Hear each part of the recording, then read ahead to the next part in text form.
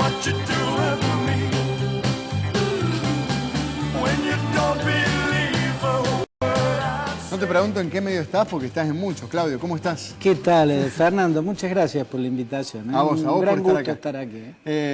Radios de Buenos Aires, de Córdoba, canales abiertos, sin ir más lejos, hoy me contabas en Telefe, sí. Y hasta un diario, sí. El New York, no pero ahí como entrevistado. Como entrevistado. Sí, Los Ángeles Times. Los Ángeles Times. Pero como entrevistado, ¿no? Bueno, está bien. Yo como columnista tengo columna en La Voz del Interior, en el diario El País de Uruguay, y también en medios radiales y televisivos del país y de afuera. Además, una entrevista de bueno, te tienen que llamar de Los Ángeles Times para pedirte una opinión. Bueno, así que en serio, gracias por tu tiempo, además. No, por favor, gracias a vos. Y un placer siempre hablar con vos, porque además lo haces entretenido por todo lo que sabes.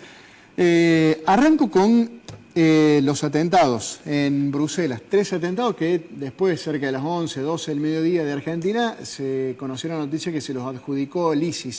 Sí. ¿Qué interpretás de lo que pasó en Bruselas? Bueno, yo creo que hay que entenderlo como en términos sismológicos, una réplica del terremoto que vivió Europa con epicentro en París en noviembre del 2015. ¿No? Esos atentados simultáneos que provocaron masacres en el Teatro Bataclan, donde tocaba un grupo de rock norteamericano, y en varios bares y restaurantes de zonas más turísticas, más concurridas de París. Aquel hecho tuvo por epicentro París, pero el lugar donde se diseñó y se coordinó esa ola de ataques simultáneos fue Molenbeek, un barrio de Bruselas que es el que tiene la comunidad musulmana más grande.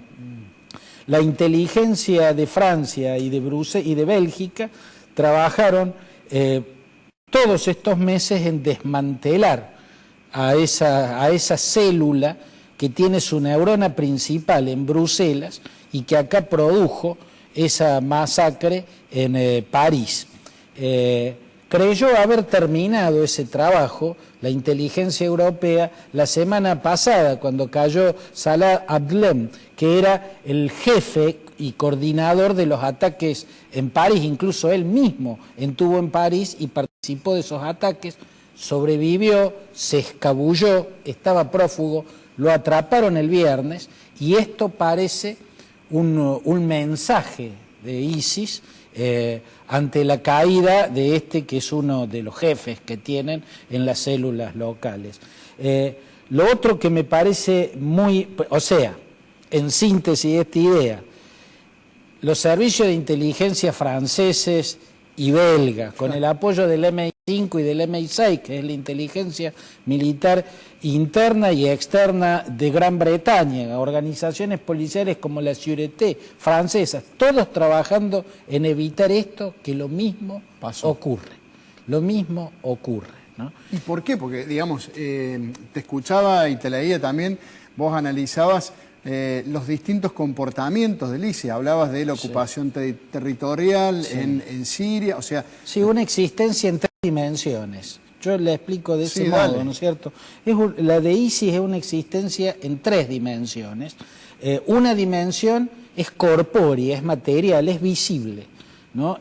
Tiene un territorio entre Siria e Irak, una capital, la ciudad siria de Raqqa, un líder, Abu Bakr al-Baghdadi, y un ejército, los yihadistas que se visten de negro y andan en pickups Toyotas, y son un ejército de tierra. O sea, todo el mundo sabe que están ahí y son ellos. Claro, y llevan a cabo simultáneamente un genocidio contra los kurdos, los chiitas, los árabes cristianos, los caldeos, los asirios, los siríacos, otras minorías como por ejemplo los yazidíes, que son una cultura preislámica, y al mismo tiempo en que van perpetrando ese genocidio, libran una guerra casi en términos de ejército regular, contra el ejército de Siria, contra el ejército de Irak, contra las potencias que apoyan estos ejércitos, Rusia, Estados Unidos, Francia, y contra las milicias kurdas, los llamados peshmergas, ¿no? Que son los valerosos milicianos kurdos, desde mi punto de vista, los más dignos y los más heroicos en esta página tan oscura de la historia de Oriente Medio. Bien, ahí está, digamos, la existencia materializada, visible, El territorio. corpórea, un protoestado con un ejército que lleva adelante una guerra convencional. Esa es una de las dimensiones. Así es, la visible, la corpórea. Las otras dos son fantasmagóricas, son invisibles. Aparecen y desaparecen. Aparecen y desaparecen, son casi imperceptibles.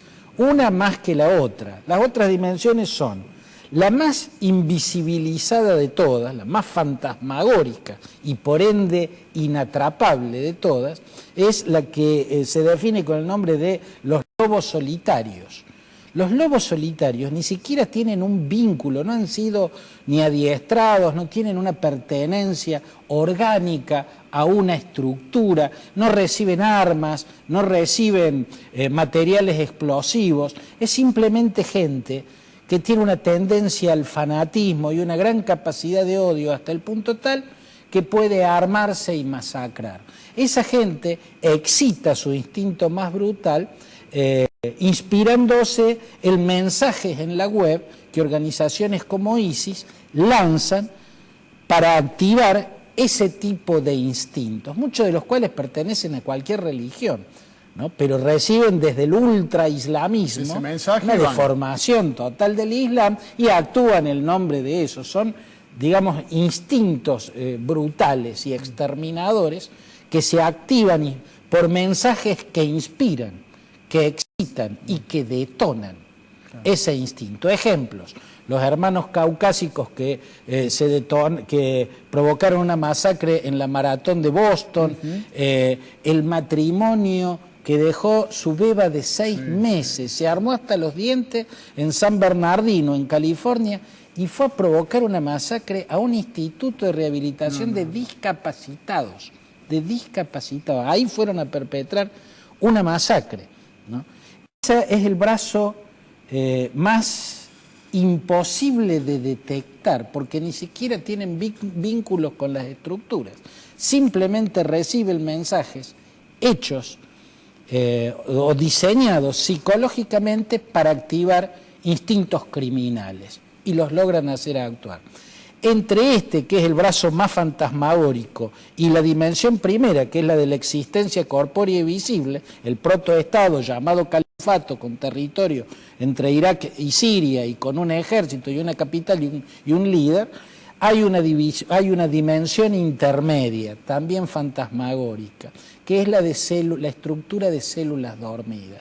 Esto, por un lado, señala el origen que ISIS tiene en Al-Qaeda, porque ISIS se incubó dentro de Al-Qaeda. A ISIS lo fundó, lo creó en el medio de la guerra civil de Irak tras la caída de Saddam Hussein, un yihadista jordano, Abu Musab al-Zarqawi se llamaba, había sido lugarteniente de Bin Laden en la guerra de Afganistán, y lo creó con el nombre de Al-Qaeda Mesopotamia, que es como decir Al-Qaeda Irak, ¿no? Luego él murió en el 2006, lo destruyó un misil aéreo norteamericano. Luego se sucedieron varios comandantes más hasta que llegó el actual, Abu Bakr al-Baghdadi. Él rompe con el actual líder de Al-Qaeda, que es el médico egipcio Ayman al-Zawahiri, porque quiere sumergirse en la guerra civil de Siria. La orden de Al-Qaeda era, no, en Siria tenemos otro brazo militar, Al-Nusra, el Frente Al-Nusra, ¿no? Él desoye la orden de quedarse en Irak porque ve un gran negocio en Siria, ¿no? El negocio es la financiación de estados oscurantistas e irresponsables como Qatar y como Arabia Saudita, fundamentalmente. Entonces ahí nace un poderío muy grande con esa financiación ultramillonaria, más con los ejércitos en desbanda de Siria y de Irak que escapaban despavoridos y le dejaban todas las armas cada vez que se encontraban con los yihadistas de negro, del ISIS o Daesh, según su sigla en árabe. Lo que traía también dentro esta estructura nacida dentro de Al-Qaeda es esa que fue la creación más siniestra y a la vez más eficaz de Osama Bin Laden y de Ayman al-Zawahiri, la estructura de células dormidas. ¿no? Esa globalización del terrorismo que logra de una manera imperceptible, ¿no? O sea, quedándose en su base de datos. Al-Qaeda significa en árabe la base, sí. Y para mí hace referencia a la base de datos de la computadora, donde tenía todas las personas que había reclutado Bin Laden en la guerra de Afganistán, de todas partes del mundo. Cuando los que sobrevivieron volvieron a sus distintos países, Bin Laden podía contactarlos y los hizo crear, y creó a través de ellos estas metástasis de células dormidas en Europa, en Asia, en Estados Unidos, ¿no? Y la activa desde una neurona central.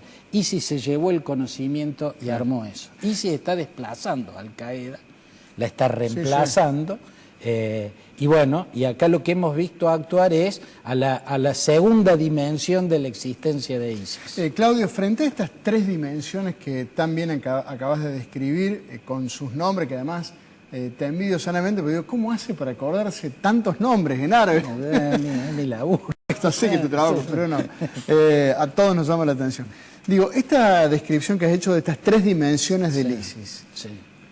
Que vos empezaste diciendo hoy, ni los servicios secretos británicos, ni el exterior, ni el interior, ni los servicios franceses, ni nada, después de lo que pasó en París, pudo evitar que pasara lo de hoy en Bruselas.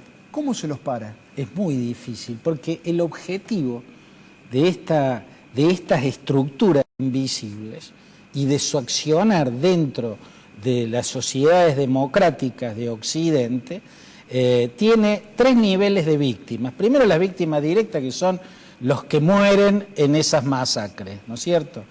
Pero los otros dos círculos de víctimas son más importantes todavía para los objetivos de Al-Qaeda o del ISIS. Los otros dos círculos son, primero, en este caso, la ola de refugiados, familias desesperadas que huyen de la muerte y del hambre, claro, en sus países, en Siria, en Irak, y tratan de buscar un lugar donde poder vivir en paz y criar en paz a sus hijos. Se les infiltran yihadistas para que estas olas de refugiados, estas masas desesperadas, sean recibidas con aprehensión y sean expulsadas. La masacre de París es una de las razones por las cuales hace un par de semanas Europa, la Unión Europea y Turquía firmaron un pacto nefasto para sacarse de encima a los refugiados, ¿no? O sea, el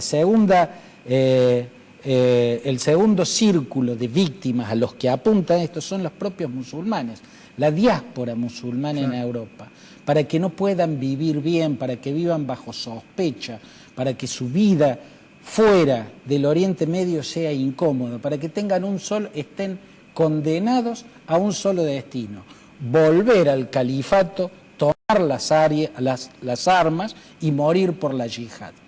Y el otro círculo, no menos importante, es el Estado de Derecho.